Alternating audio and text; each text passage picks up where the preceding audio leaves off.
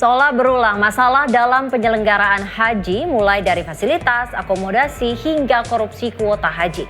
Mencoba mengatasi, pemerintah bentuk kementerian khusus yang menangani masalah ini. Reporter Syifani Aisyah eksklusif berbagi fakta dengan Wakil Menteri Haji dan Umroh. Bersama Bapak Dhanil Anzar. Assalamualaikum Bang Dhanil. Waalaikumsalam. Saya akan membahas beberapa kasus dulu ya Pak ya. Penyelenggara ibadah haji sempat menyeret beberapa nama menteri begitu Bapak. Terakhir soal Yakut Khalil Qomas seperti itu yang tersangkut dalam penyalahgunaan kuota haji. Dan apa tanggapan Bapak soal kasus ini? Ini PR besar karena di satu sisi ini adalah ibadah yang sangat sakral. Namun di sisi lain ada potensi ekonomi yang sering dimanfaatkan oleh mereka-mereka yang tidak bertanggung jawab untuk berburu rente. Jadi kalau kemudian saat ini misalnya di dalam beberapa periode selalu ada menteri yang tersangkut terkait dengan urusan haji, itu memang hal yang kita sayangkan. Artinya sejarah terus berulang, tidak banyak perubahan-perubahan mendasar dari zaman ke zaman terkait dengan perilaku rente di perhajian kita. Kementerian Haji dan Umroh dibentuk Presiden Prabowo kan berangkat dari aspirasi di DPR dan juga memang keinginan dan kehendak Presiden Prabowo. Sebenarnya bukan sekedar terkait deretan kasus yang terus berulang, tapi juga terkait dengan komitmen Presiden untuk melakukan transformasi terhadap pengurusan haji agar lebih baik. Sempat merekrut gitu ya mantan penyidik KPK, apakah itu menjadi solusi? Saya bersama Gus Irfan berusaha merekrut SDM yang punya komitmen untuk menjaga integritasnya. Makanya salah satunya sumbernya adalah teman-teman penyidik KPK, kemudian ada beberapa teman-teman dari kejaksaan, agar lembaga ini atau institusi ini atau kementerian ini nantinya itu punya wajah baru. Dan wajah barunya itu adalah wajah integritas. Apa yang sudah disiapkan nih Pak oleh Kementerian Haji dan Umroh yang nantinya akan dibentuk untuk melayani jamaah 2026?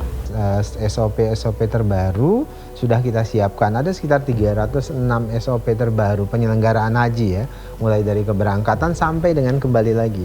Nah, pesan Presiden itu pastikan terkait dengan pelayanan itu ya harus aman, nyaman, ya, kemudian efisien. Makanya kemudian Presiden berkomitmen untuk segera membentuk atau membangun kampung haji di Mekah untuk memastikan pelayanan akan jauh lebih baik dan lebih efisien. Kalau untuk yang 2026 apakah ada Pak? Belum, jadi 2026 kita akan fokus terkait dengan hambatan-hambatan atau kekurangan-kekurangan penyelenggaraan haji yang terjadi di 2025 dan 2024. Pertama terkait dengan data.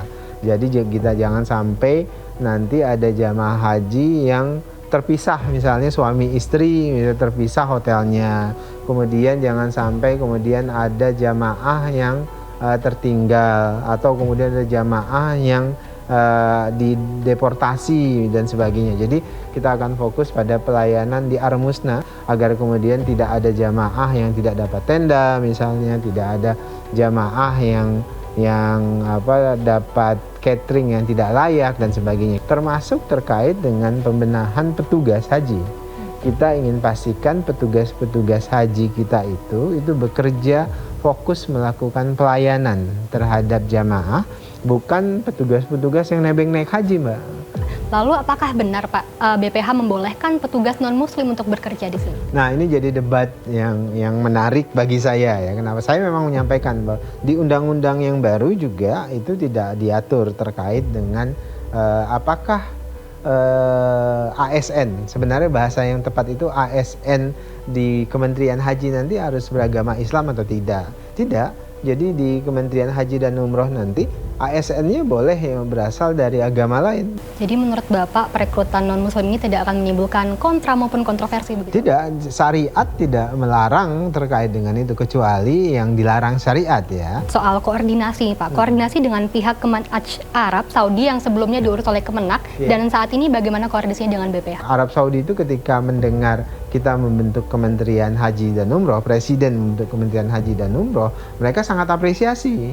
Kenapa? Mereka punya counterpart yang setara, yang punya komitmen sama terkait dengan penyelenggara haji. Dan terkait kuota, ada terobosan strategi baru nggak Pak untuk mempersingkat masa tunggu? Nah, tantangan dan problematika haji itu salah satunya antrian panjang, Mbak. Nah, bagaimana bisa mengurangi antrian ini? Ya memang salah satu caranya adalah menambah kuota haji. Ya, agar kuota haji kita bertambah, dan ini sangat memungkinkan karena Arab Saudi itu memang sampai dengan 2030 itu berencana untuk menambah kapasitas kuota haji yang bisa melaksanakan ibadah haji setiap tahunnya. Kalau sekarang 2 juta, mereka berencana beberapa tahun ke depan 2028-2030 bisa sampai 5 juta, 10 juta. Artinya itu akan berefek terhadap kuota haji kita. Baik Bang, terima kasih. Semoga dengan dibentuknya Kementerian Haji dan Umroh dapat meningkatkan pelayanan kualitas haji di Indonesia seperti itu. Terima kasih Mbak Siva. Pemirsa, Fakta 62 berikut berbagi fakta bersama Dhanil Anzar, dan Fakta 62 masih memiliki berbagai informasi menarik lainnya. Jangan kemana-mana.